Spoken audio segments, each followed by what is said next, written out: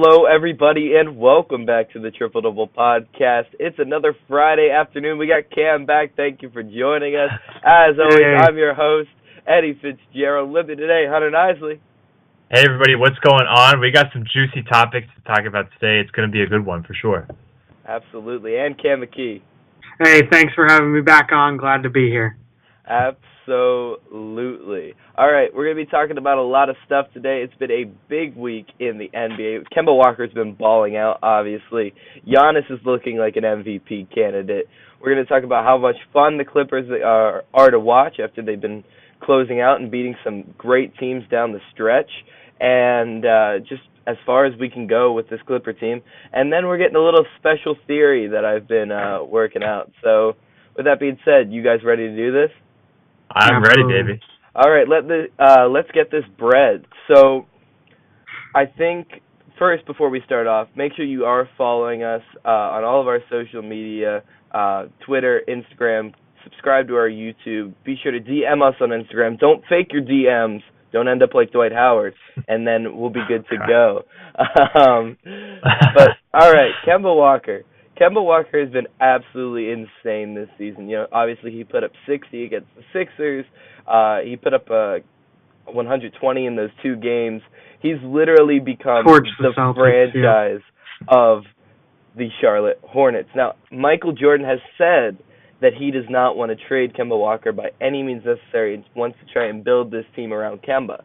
Now, as far as the likelihood of that, where do you guys see yourself as far as Kemba is definitely going to re-sign with Charlotte this offseason? I think that my gut feeling right now is that Kemba is going to re-sign in Charlotte just because I think he is a loyal guy, and I think, you know, he's been in Charlotte for so long already, and they have a couple of young guys now. They have some actual pieces to build around. We see Kemba has really gotten into his prime, and he's made it clear that he is a top point guard in the league. And we've seen, he started out his rookie year, he only averaged about 12 points a game. He's now averaging 27. This is the second big jump that he's made in his career. And I think Charlotte's going to become a little more attractive to not just Kemba, but to other players. They have a few bad contracts at the moment, but once they can kind of push those out the door, I think it'll open up more opportunity for Kemba in Charlotte. Wow, yeah, Hunter, I completely agree with what you just said there. Like, you just get that feeling from Kemba that he's a very, like, loyal guy. That he, like, I could definitely see him re-signing with Charlotte. I get why MJ wouldn't want to trade him. That's just Jordan. He just believes that, like, he believes that his team can win. He's a competitor. He doesn't want to do the rebuilding thing. That's just who Michael Jordan is. Yeah, like you said, Kemba, this is his second big step. Like, his first few seasons, he was averaging right around 17, around 18. Then he jumped up to that 20 mark, and now he's at 27 so far this season. So if he keeps up this pace, you're looking at a top 5 point guard in the league, which I think you can argue that he definitely is. And possibly, I don't really know where else he would go. Like, it just depends if he's looking for, like, it's still his team, but he just has some better surrounding pieces, or if he wants to go on a competitive, like, I may not be the best player, but this team has a good chance of winning. I think it really depends on what Kemba's looking for there. But I think he would re-sign as well. No, well, the thing is, in Charlotte, I understand that there's a whole loyalty aspect to a team,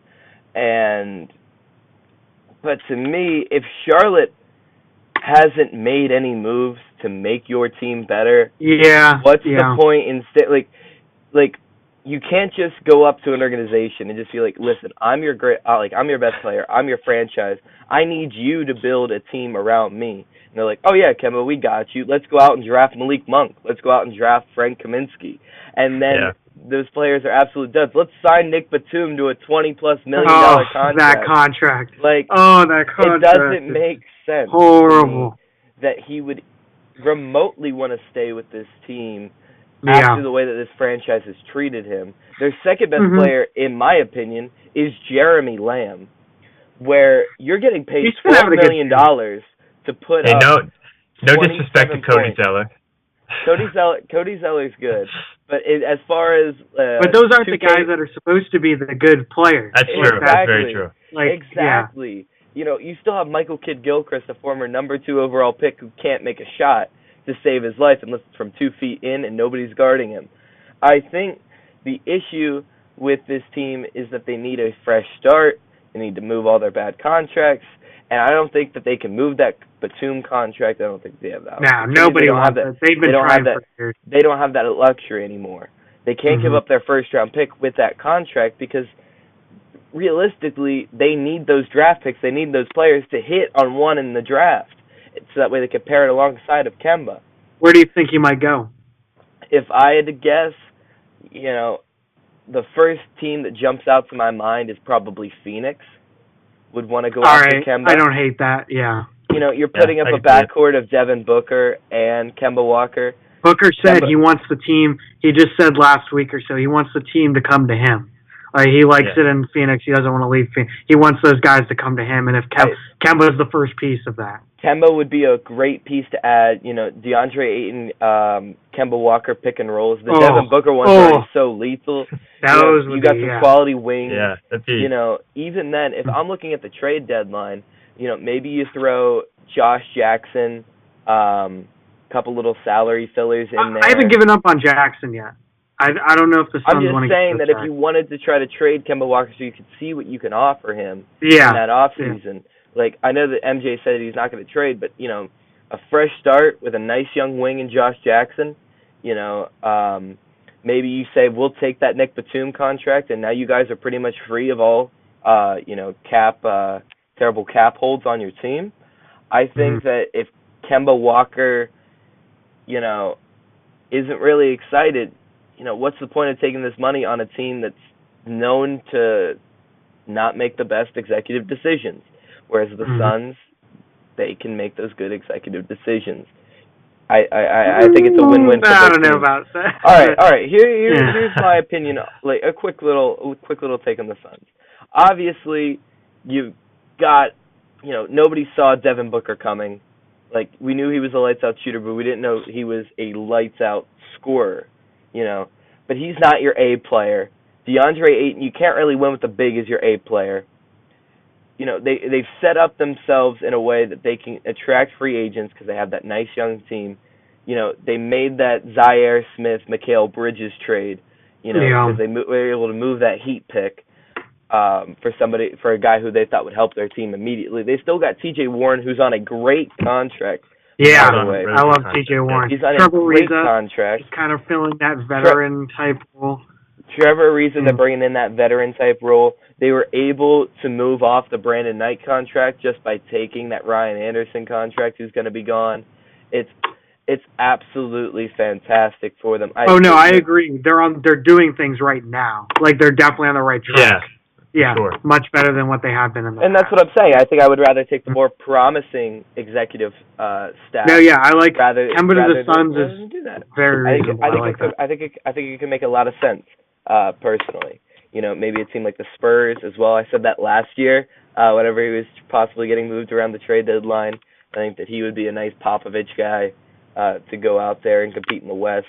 But you never know. You might not just want to leave the East and, you know, make the playoffs with a 41-41 record, like the 7th, 6th seed. You know what I mean? It's really up in the air. But we did receive a comment last episode from Owen, and Owen wanted us to talk about his boy Giannis. Now, Giannis has been an animal. I'm just gonna leave it there. Cam, take it away. What have you seen from Giannis so far this season? Oh yeah, we just talked about that Kemba jump. Like, every single year, Giannis keeps making these jumps. He's making these Kemba jumps every year. This is, so far, I have him MVP. So far this season, I have him leading. Freak, like they call him the Greek freak, because he is a freak of nature. Putting up just like some of those buckets that he makes. He's great from the free throw line for like his size and what he does.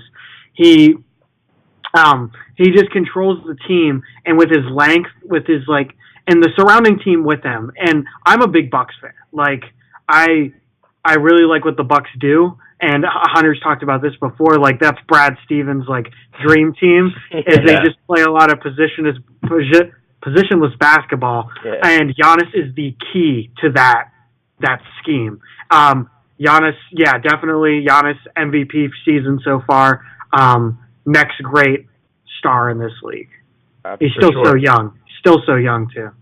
I think Giannis at this point, he's still so young. He's only 24 years old. That's crazy. I think he has established himself as the most dominant player in the league right now. He may not be the best player yet, but I think he is the absolute most dominant player. When you're on the court against him, there's nothing you can do. How do you defend a 7-foot point guard? There's just no possible way.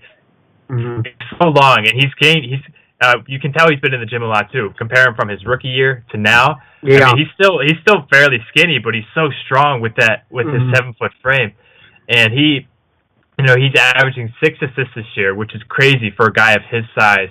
And his athletic ability. He's a freak of nature. Like there's no possible way to guard him, and I'm so excited to see. I think in the next couple of years he's going to solidify himself as the best NBA player, and who knows, he's already pushing his way into all-time greats. He's a long way from that, but if he continues his trend right now, I mean, nobody's going to be able to stop him. Yeah, he's also putting up like 13 rebounds. Sorry, I didn't mean to interrupt you there. Yeah, you're good. You're good. When you said that, it immediately made me like think about that's what Jordan did. Jordan early in his career got pushed around by the bad boy Pistons because he wasn't strong enough. And as you said, Giannis hitting the gym, that's exactly what MJ did. And that's what turned MJ into a 6-time champion, the GOAT, greatest of all time. So if Giannis, that just like, as soon as you said that immediately clicked, like that's exactly what Jordan did. And that's a scary thing to think about. Yeah, when Giannis first came into the league and he started to emerge himself as like, yo, this kid's not bad, and everybody was like, yeah, that kid in the Bucks, he's not terrible. And now he's a household name, even though nobody can pronounce his last name, let alone spell it. I think that's his goal. Like he's just on a vengeance tour, just so like they will know how to say my name. The 2K, the whole 2K promo there, they will know your name. I think it's absolutely incredible what Giannis is doing. But I think what's more impressive is the fact that they finally surrounded him with a competent coaching staff and executive, staff.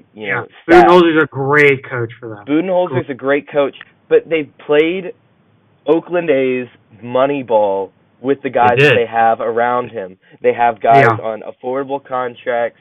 They have players who can shoot, who can go inside, and they're only letting them shoot threes or take it inside. I saw a stat in one of their games where they put up 134 that only 2 of those points came from mid-range. It's absolutely incredible. Wow, that's crazy. Yeah, that's crazy. The way that they are playing is exactly the way that basketball analytically should be played. The direction basketball is going. I get they're way out ahead of the curve. They've jumped up from being like one of the bottom tier teams in 3-pointers attempted to being one of the top teams up right around Golden State and Houston for just jacking up threes, because 3 points, as we all know, are worth more than 2. And I think that it's very important that they keep with this trend and that they keep Giannis happy and they keep re-signing these teams, keeping the core together. Like I said, Coach Bud has been amazing. I think that Giannis, his ceiling is a multiple-time MVP and a multiple-time NBA champion. For sure. Whenever you're going up against him, how do you plan a series? There's nobody in the league who can guard him. No way. You can't put a center on him because he's too quick. You can't put a wing on him because he's too big. There's absolutely no way with that length, that size, with the teammates that he has around him, that you could be able to stop them in a series. The only team that I think creates more of a matchup problem for them is Toronto this season, just because I think that they have more matchup issues, the Bucks do, against a deeper Raptors team, where you got, Spicy P, Valanciunas, Kawhi, obviously, and Kyle Lowry, who's been having an amazing season. personally, I think that Toronto has the edge in a 7-game series, just because I think they could take a away little more lot more experience. of Giannis's, a little bit more experience, and they could take away Giannis's weapons and just make Giannis score every single point on that team. I was going to say that was what I was going to say is how you stop them. Is you just let Giannis be Giannis, but you don't give anybody else a lick of room. You don't let them. You have to let Giannis drop 70 for you to score 120. Yeah, that's what the Celtics. I don't know why I keep bringing up Jordan references today, but like that's what the Celtics would do to. That's what the Celtics and the Pistons would do to Jordan. They were like, "Go ahead, score this," but nobody else is going to score a single point for you. Like you're going to have to do this all by yourself. Man, Giannis next Jordan. I mean, it has to be. I just Giannis keep next Jordan. Giannis next Jordan. Oh my goodness! I'm sure that's going to make Owen very, very happy. But as always, guys, be sure to drop a comment about what you want us to talk about. Obviously, we read all of our comments. We like to heart all of our comments. We can hear some of your crazy takes, and should be super solid. But moving on to a team that really doesn't have a star, but is still, making us starstruck, if you can get that pun in there. I think the Los Angeles Clippers have been absolutely fun to watch. I think they've been awesome. And where do you guys see this team going? Hunter, where do you see this team going? It's tough because they're obviously playing really, really well. They're super deep. They might have the deepest overall team in the NBA. But there's one guy that really sticks out to me for this team that I think could be he's kind of a surprising player to think about, but I think he could actually make a big impact come playoff time. That man's name is Boban Marjanovic. Oh my God. One thing, he's 7'3", of course. He's 290 pounds. He's a gigantic dude. He's like the much less athletic Giannis in the league, who can't do half the stuff that Giannis can do. But his player efficiency rating, not just this year, but throughout his entire career, has been one of the highest in the entire league. He is so incredibly efficient. And he only plays about 15 minutes a game. But whenever he plays... He only plays the fourth quarter. Really, most of the time. Because when he plays, they're so dominant. That's the thing. And I think Boban could play a bigger part in their team. And I think he could... He physically cannot play more minutes. He physically can, but it'll hurt them at some point if he plays more and more. No, his body can't do that. Like the reason they play him for that is because he's like his body can't withstand like that playing that long. Like he gets physically drained and tired. So that's why they only bring him in the fourth quarter. Right, he is so dominant. Yeah. But they can't bring him in for more than that time because it's just too dangerous. It's too dangerous, but I think if they come playoff time, I think they will try and play him a little bit more because when he's in the game, he's their best player. But that's as much as he can. He plays as much as he can. Like I doubt though. He can play a little bit more. I know why they don't have him play more, but I think he can play at least a little bit more. I think they could get him to 20 or 25 minutes and come playoff time. I don't know. That's a tough call. I mean, it's not like coaching; it's just his body. Like it's his health. He's capable of playing an extra 5 minutes a game. Anybody that tall, just like okay. I don't think so. Cam's done. Cam's done. It's not an argument that needs to happen. It's just like I just disagree. On to one of the actual stars of the team, I would say, if we had to rank some of the best players of the Clippers, Tobias Harris has been balling out. He's shooting the ball really well. Lou Williams has been an absolute animal at the end of games. His field goal percentage in the fourth quarter is extremely high. Higher than, some of the premier talent in the league right now. They beat the Warriors. Granted, the Warriors are the Warriors, and they kind of coast through the regular season, and nobody really knows until playoff time. And then all the doubters come out, and they're like, oh, Golden State's so vulnerable. They're never going to win. And then, it happens. Mm-hmm. And then we're like, oh, told you. We all knew it. But I think that Lou Williams is awesome. Super fun to watch. Him and Tobias have this nice little rapport going right now. I think Tobias definitely leaves this off season because now he's on because this is the last year of his deal.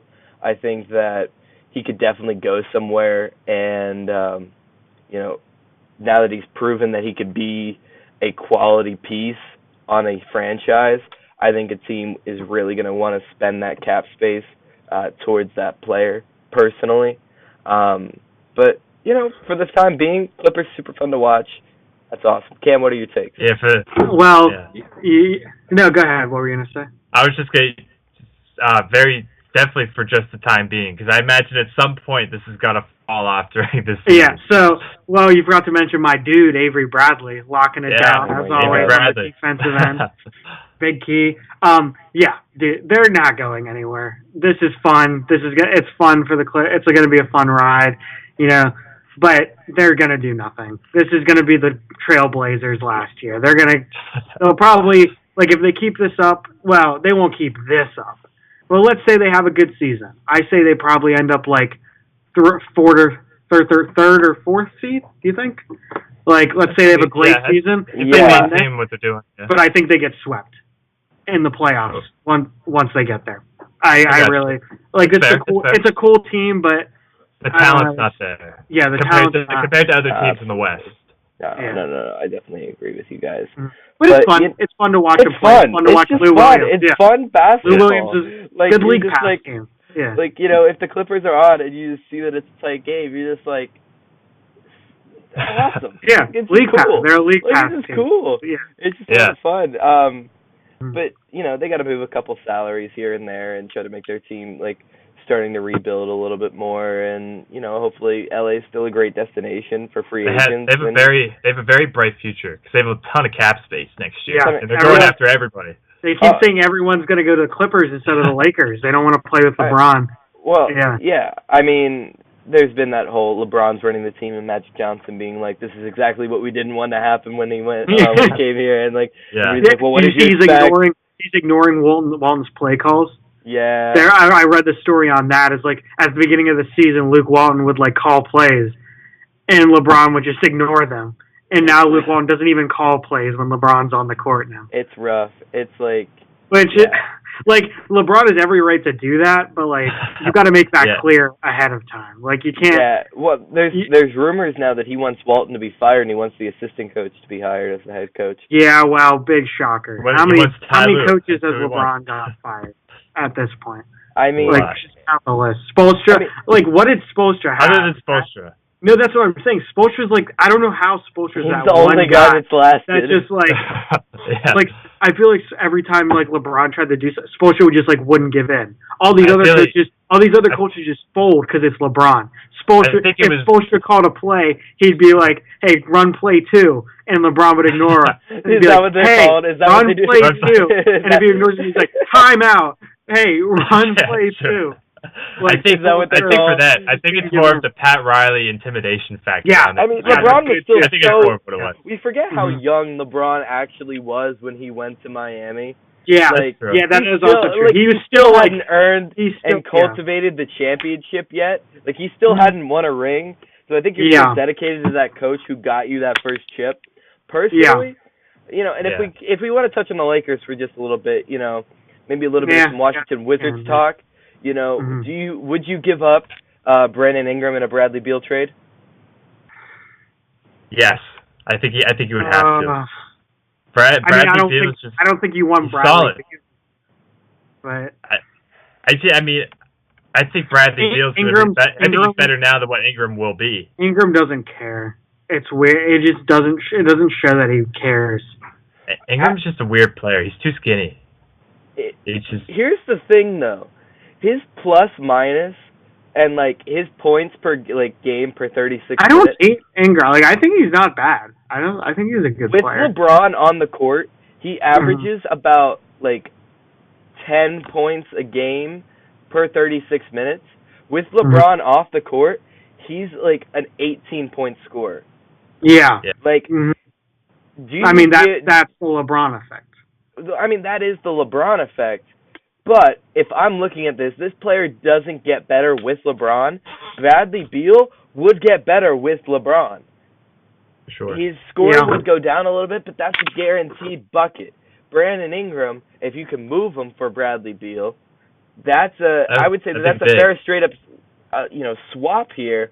You're looking at, a guy who gets worse with LeBron, who you're going to have to pay a lot of money in the coming future, where Bradley Beal is already on a 2-year deal for a solid amount of money, where you don't really have to worry about it, and you have the ability to re-sign him once you're like, all right, we have something special here in L.A., we can still attract more free agents, we still have Josh Hart, we still have Lonzo Ball, all we need to get is that quality big man to pair alongside, Kuzma, and keep Tyson Chandler around, and JaVale McGee, who's been balling out, because obviously the center is getting, a little bit better with LeBron. I think that a Bradley Beal trade for Brandon Ingram, I think that would be nice. I think that would be really good for both sides. Yeah. The Wizards get to blow everything up. They get a quality piece in Brandon Ingram who they can now build their team around, and now Bradley Beal, a player who they know will get better with LeBron passing him the ball. I think you just can't pass that up. Yeah. Now let me ask you this.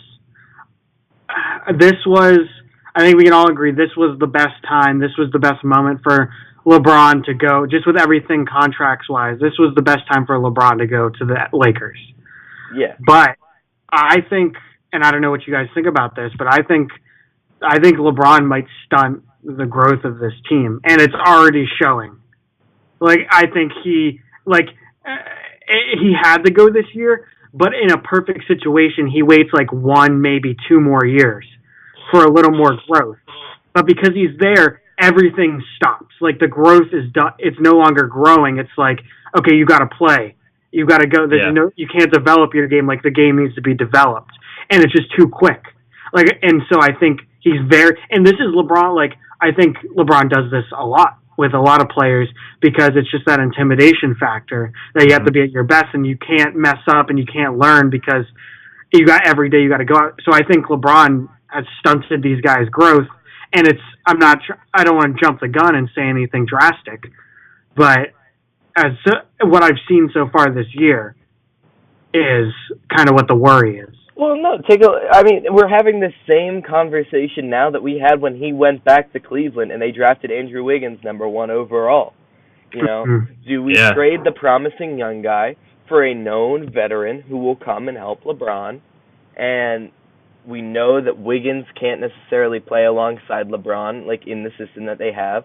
So do we try to trade Andrew Wiggins for Kevin Love? And ultimately, what they decided was to go and make the deal for Kevin Love. Now, if Magic Johnson doesn't want that to be the case, then he keeps Brandon Ingram and says, all right, fellas, work it out. But if he just wants to be another Cleveland and, think in the short term, because what do? They trade for Kyle Korver, they pay J.R. Smith and Tristan Thompson all this money just so they can keep a core together. Yeah. At the end of the day. That was other news. Korver got sent to the Jazz. He did, yeah. We can do a little bit on the Korver. I'm happy for him because they promised him when they signed him to the Cavaliers that as soon as LeBron left, they'd buy him out. And then all these news going around that they refuse to do that now, and that was never said. And we're trying to win, so you're staying. So I'm happy for him that they got him out of there. No, absolutely. Speaking of that trade too, I like that trade for both teams. Yeah, I do too. And the biggest thing I got out of it was that the Jazz needed a shooter, and they got a shooter. That's the biggest thing I take out of it. They gave up a bench player for a shooter, and they gave up a developing player for developing player. Good. But yeah, no, I think that this was definitely a good trade for the Jazz. Korver, he's on a 1-year deal, so he's off the books next season. Alec Burks is still, getting paid way too much money for the production that he has. He's $11 million or something ridiculous like that, and that's not the type of person that you want riding the pine. But Korver, known shooter, can come off the bench, can play alongside Donovan Mitchell, just add a little bit more spacing. When you can put him at the 3, you put Mitchell at the 2, and Jay Crowder at the 4, something along those lines. Utah hasn't been the greatest this season, as a lot of people we have thought. This is weird to say about the Utah Jazz, but the Utah Jazz are always a quiet franchise, but it's been quiet even for them. Yeah. Like, it's been super quiet in Utah this season. And maybe, I think Korver, like we all agree it was a good trade. I think Korver is a good piece that Utah needs to get back in the zone. Yeah, I was just kind of jacked that, like, all these, like, fake NBA, like, basically clickbait people were like, oh, yeah, the Sixers and the Cavs are talking about a Kyle Korver, Markelle Fultz Oh, no, I trade. thought, dude, that was me. I thought that, like, I didn't tell anybody that, but I thought that would actually work. No way. Korver does not solve any of the problems on the Sixers. No, I'm not solves the shooting problem. I'm saying I could absolutely see that trade happening. Is what I was trying. That would have been so ridiculous. That makes so much sense to me. Sam Amico what the Sixers need is a shooter. They need shooting, and the Cavaliers are just like, if Fultz somehow turns it around, like that's what they're hoping for. Is like they need a young player that could turn it around. Straight up swap for Markelle. No, I didn't think it was just a swap. I thought there was going to be other pieces to it. I just thought the centerpiece would be Korver and Fultz. That would have been an awful trade. Korver's. I'm glad. I don't think it's that awful of a trade. That was just me. I thought that trade from the beginning when I heard like this whole Fultz story happening. No, I thought that. I think that would work.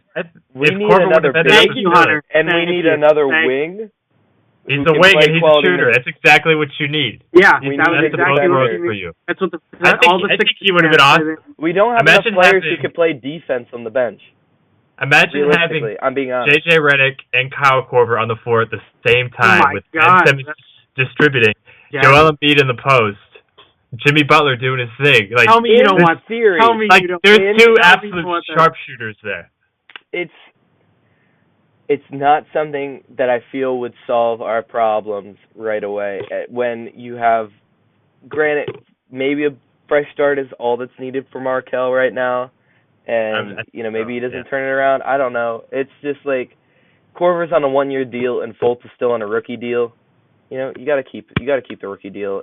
It's too much. Like, unless you're getting Korver for the veteran minimum next offseason, which you absolutely can do. Why not just sign him in free agency? I think Eddie, that's the best play. You want Tatum yet? Do I want Tatum?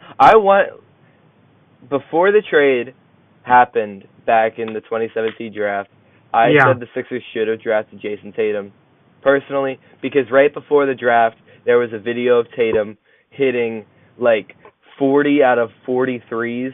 Like, so obviously he was going to help the shooting, and he was a beast inside, and he's a good presence. Don't get me wrong, Tatum has been all right this season. Like, he's been solid.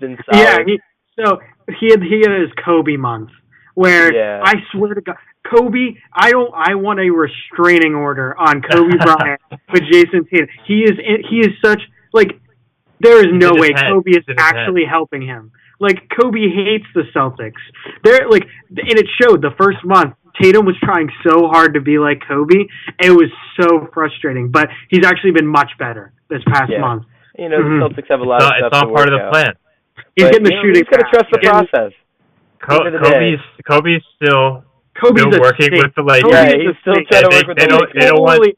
He's totally on the Lakers payroll. He is absolutely on the Lakers payroll. There's a reason he picked out Jason Tatum of all people to work with in the offseason. Exactly. He needs to sabotage the Boston Celtics. That's what's going on. From the beginning. I hate it. I hate it. Speaking of Celtics, speaking of Sixers, speaking of Rockets, speaking of Warriors, speaking of Bucks and the Raptors, there has been this theory that I heard about on the Rights to Rick Sanchez podcast. Spike Eskin and Mike Levin are absolutely amazing. If you haven't listened to them, be sure to check them out. They're a great podcast. They're a Sixers oriented podcast, just so you get a little bit of background.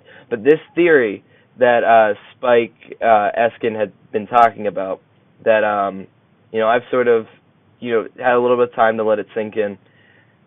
It's a 2-star theory and a 3-star theory. All right? Realistically, with the way that the cap situation works out right now, if you have 3 max players, that is close to, 97, 96 million out of your $100 million cap roll or payroll that you can sign. Maybe, just maybe, Do you go with a two-star system, take about $60 million out of that $100 million, use the $40 million to get a bunch of $10, $12 million guys onto your payroll who will help be better role players for help you contending in a series?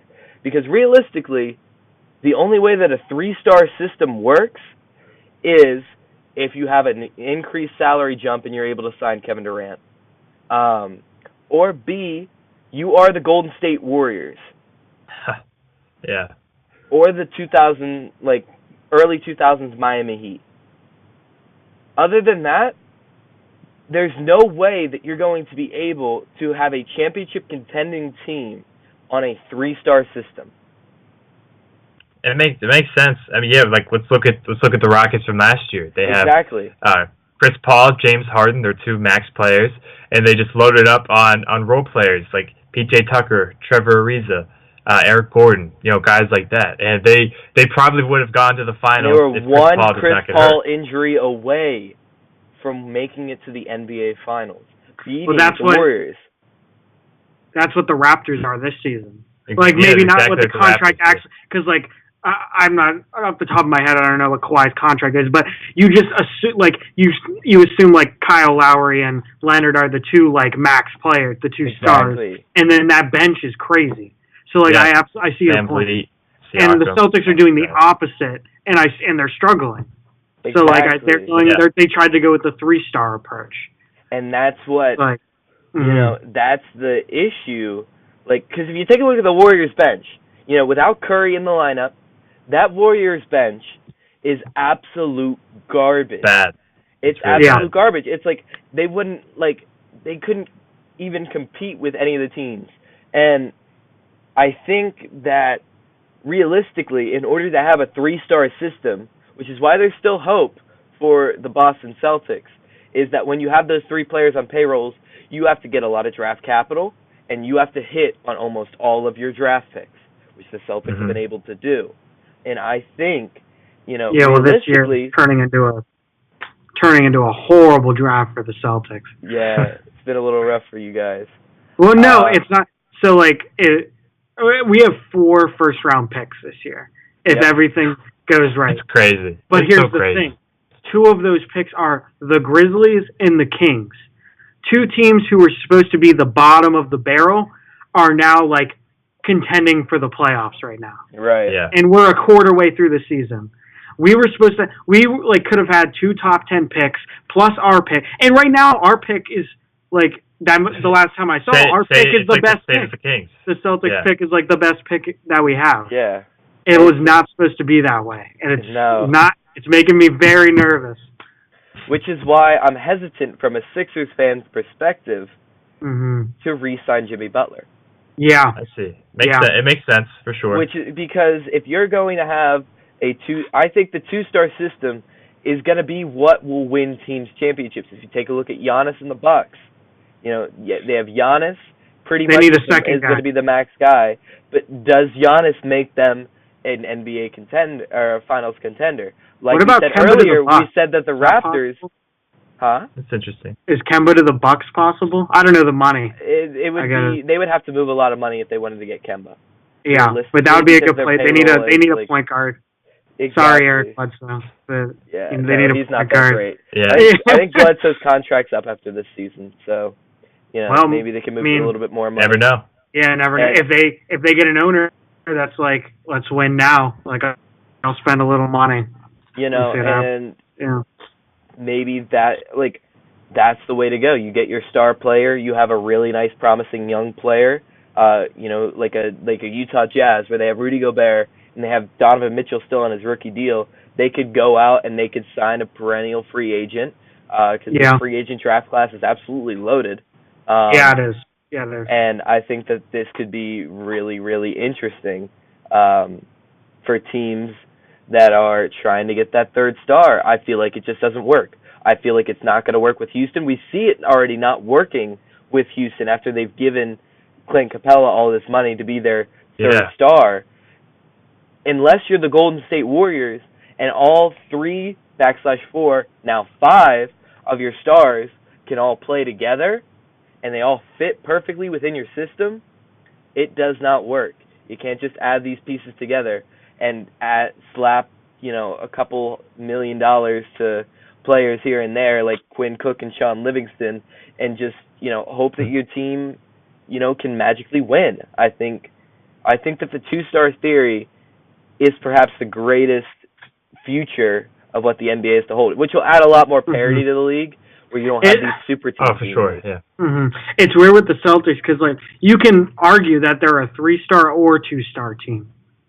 Because, you got to technically count even though Hayward isn't he's still recovering. But you got to count Kyrie and Hayward as your 2 stars. And then it's just that question, is Horford a star? Exactly. That's kind of what the question you got to ask yourself. Yeah. Those are your three biggest payrolls, and they take up, close to 70-80% of that cap space. And our bench isn't bad. It's just once you get down to, let's see, Rozier, Smart, Morris. Once you're past the 9th guy, there's nobody. There's nobody off the bench, and that's an issue if you're trying to build it. That's not a full team. That's not a full 5 team. And I think Cam, you can't tell me that Yabusele is not a solid bench player for the Boston Celtics. I love him, but he doesn't play. He plays probably once a week maybe.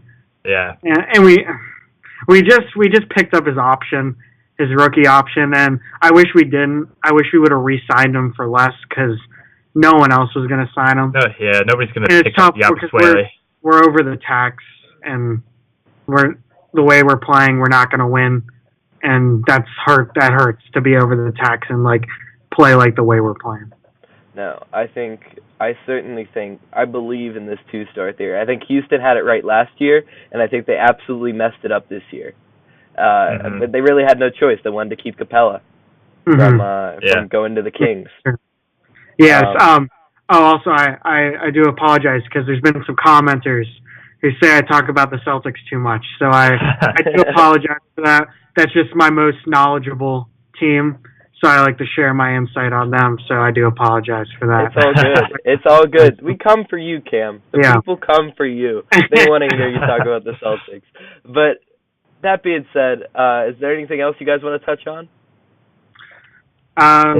There was go Cam.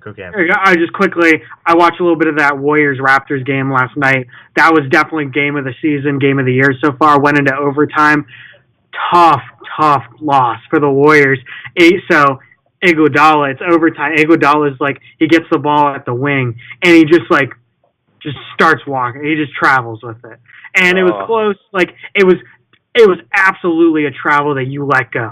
It did not affect anything. It didn't affect anything that he did. Especially that late in the game. They call it. They were down 3. Someone just missed a free throw, so they were only down 3. They had the chance to do it. Durant put up 51. It was very tough loss with that travel. And then Siakam, they put Siakam to the line, and he made the first one. Missed the second one. He missed the second one, but then they got their own rebound. You just can't have that happen in that late of a game, crunch time. Great win for the Raptors. Kawhi did great. Siakam had a great game. Speaking of Siakam, but that was definitely game of the season, and that could be an amazing final. He has become one of the best rim runners in the entire league. Oh my God! Over 20 points 7 times. You know he's good when you hate when your team plays against him. Yeah. I hate when Siakam's on the court against the Celtics. It's awesome. He's great. He's so just cool. He's a solid role player. Hands down. He knows his role. Improved player, hands down. I would say that it's him. You could argue Kemba Walker, realistically, just from the jump that he's had. Even Giannis, or JaVale McGee. Rob Perez had somebody. I forget who he put for his most improved player. Realistically, I think Spicy P's the guy. Spicy P is the man. He might be. He's been playing so well. Love him. I mean, he's basically just fun.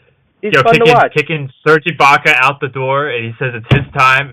Yeah, it's his position out there. Even then, you still have Serge coming off the bench. What's the problem with that? That's great. Yeah. That's great for your team when you have somebody who can step up like that. Even Ibaka's been decent compared to what he's been the last 2 years too. So everything's looking up for the Raptors. Absolutely. All right.